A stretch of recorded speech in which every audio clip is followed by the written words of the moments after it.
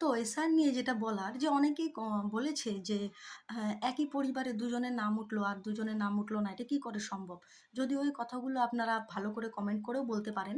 কিন্তু অসভ্যতামি বা গালিগালাজ করে নিজের মানসিকতার পরিচয় বারবার দেবেন না যে আপনি কতটা নীচ, কতটা অমানুষ এবং সত্যিই কোনো মায়ের গর্ভ থেকে আপনার জন্ম হয়েছে কিনা এগুলো সন্দেহ প্রকাশ করবেন না আজে-বাজে কমেন্টে। তো দেখুন এমনটা হয়েছে যে কোনো বাবা জানেই না যে তার তো ২ টো সন্তান। কিন্তু দেখা যাচ্ছে যে অন্য আরো ১০-১২ জনও আ বাবার নামে তার নাম রয়েছে। এমন ঘটনা হয়েছে, এমন কেস আছে জন্যই এই ব্যাপারগুলো হয়েছে। আর যারা নাকি সঠিক নাগরিক তাদের যে এই ফ্যামিলিতে পরিবারে এই সমস্ত কিছু হয়েছে, তারা কিন্তু এখনো কিন্তু এসআর-এর কাজ চলছে, সেগুলো তোলা হচ্ছে, সেগুলোর নাম তোলা হচ্ছে আর এটা অবশ্যই তোলা উচিত যারা এদেশের নাগরিক। কিন্তু এই মালদা মুর্শিদাবাদের কথা আপনারা বলবেন না। কারণ সেটা টোটালি অন্য একটা লেভেলের বিচারকদের যারা নাকি নাম তুলবে সমস্যার কারণেই তো সুপ্রিম কোর্টকে লোককে জাজদেরকে সেখানে পাঠানো হয়েছে। তা আপনারা তো তাদের কাজ করতে দেননি।